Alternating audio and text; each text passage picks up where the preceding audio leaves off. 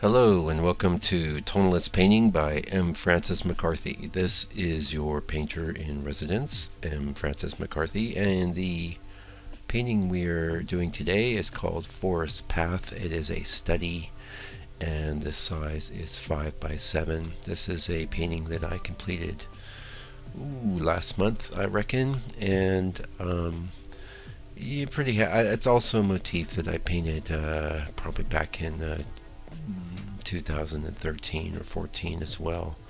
I did it then as an 8 by 10. This time I did a 5 by 7 and a 10 by 14.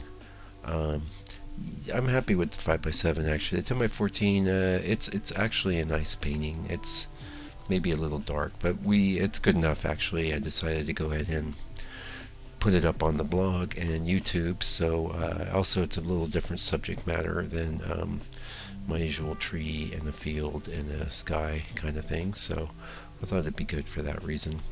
As many of you know, I'm preparing to go out of town to travel to England and the US, and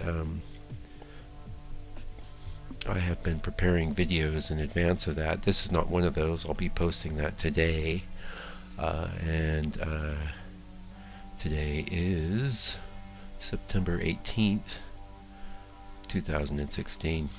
It's a Sunday. It's a Saturday, not probably. It's definitely a Saturday up there in the northern hemisphere. So you guys are enjoying that. This painting, well, not much to say. It's very simple. It's got this path, it's got a bunch of trees, dark. I'm very attracted to these sort of light tunnel type paintings, and this is a sort of subject matter you can see a lot of in England. So I'll be getting a lot of reference of that. You can probably expect I'll be doing more. The trees in England are off the hook. They're so green, and there's so many different types of trees that you don't see here, and I'm pretty excited about the getting my camera out and doing some photography and capturing some of that.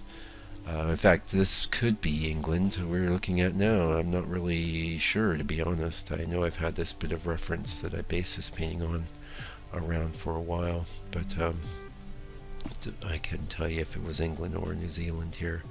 We tend not to get a lot of this overgrown sort of foliage out here. Also in England there's a lot more paths and things through the woods than there are here. And our woods here are more primeval, so they're interesting, but I don't find them as paintable, actually, the woods here, as I do the English foliage. But I have done a few paintings here. We have this sort of semi-tropical thing going on here in New Zealand, and I really don't care for painting those sort of trees. We have a tree out here called a ponga, and it's basically like a palm type tree. It's like this ancient, actually, dinosaur type tree. It's very prevalent. A lot of ferns here, and there are some awesome trees too in the woods, but like I said, for this kind of scene, I'm really more into England, and actually England more even than the U.S. In the U.S. you get a lot of these conical type of pines, which I really don't care for painting either.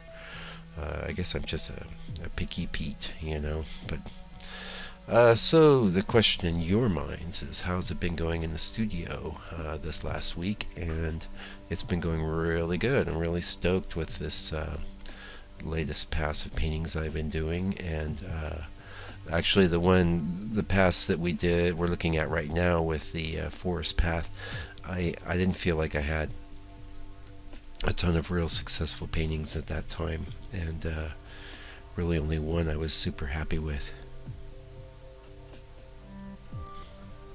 But this latest bunch that I'm working on, I'm thinking I'm going to be pretty stoked with. Not all of them, maybe 5 out of 6, and then number 6 I'm not really I'm liking that one too. So it's really great when things are going great, and when they're not going great, my advice that I give to you and that I follow myself is just to persevere, keep working. You can't always you can't always hit one out of the park. But the important thing is keep working and keep working. And the more you work, the more the quality will level out, and gradually the quality of even your bad stuff will rise as well. You know, so much of what you learn with painting is it's a negative learning. It's things that don't work. It's things that you can't pull off. Much more so than things that you know are guaranteed to succeed.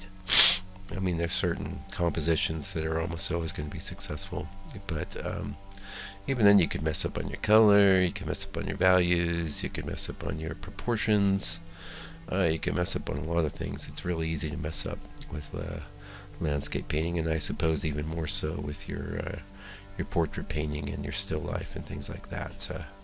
I wouldn't really know because I specialize in landscape painting.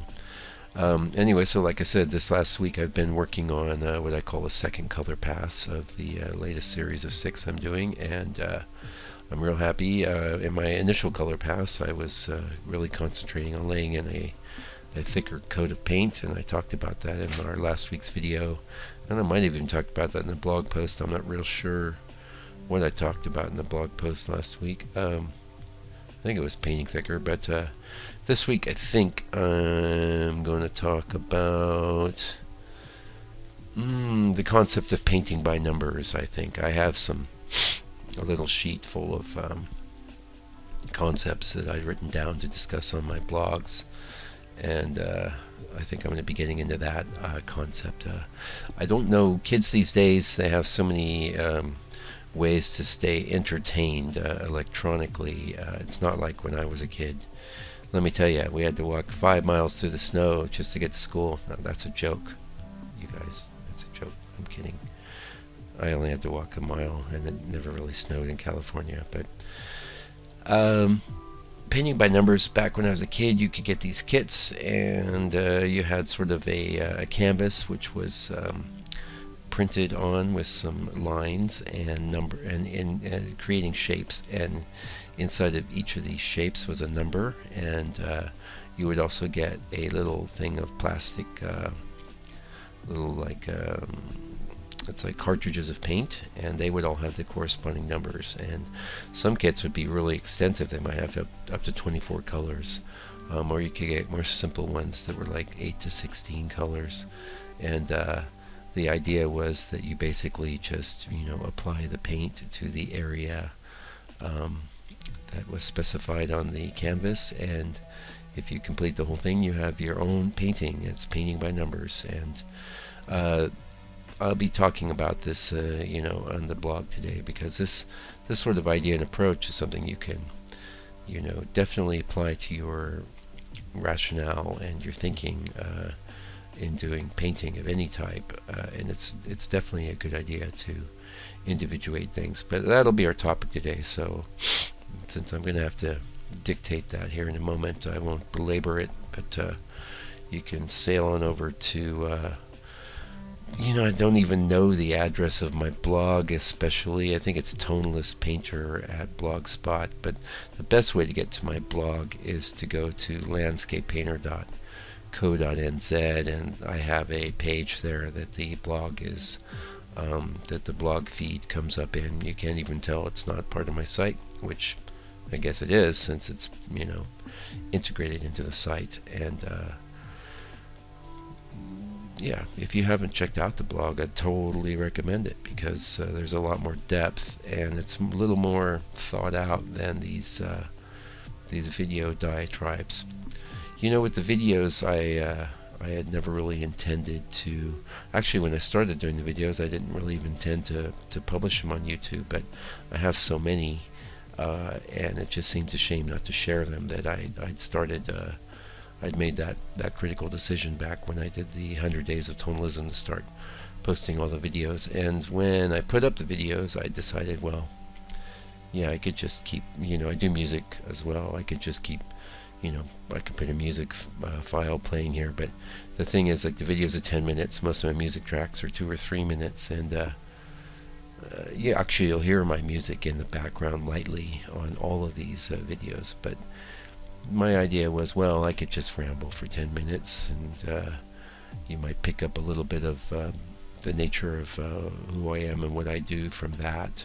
Get a little slice of life, so to speak, and have something to listen to while you're watching me paint. And of course, if I really had my act together, I'd be doing the painting and talking all the way through. But you can't do that in 10 minutes. And this, like for example, this video is sped up maybe 7 times faster than I actually painted it. So this is a good way to go, and hopefully you're enjoying it. Anyway, see, we're getting close to the end. Like I said, landscapepainter.co.nz is the place to go for all your M. Francis McCarthy Tonalist painter needs. And I haven't left yet. I got another weekend here, so I will be doing a video and blog post next week of the 10x14 version of this image. So stay tuned for that, and hopefully you'll dig it. And we'll see you next week. Meanwhile, take good care and stay out of trouble.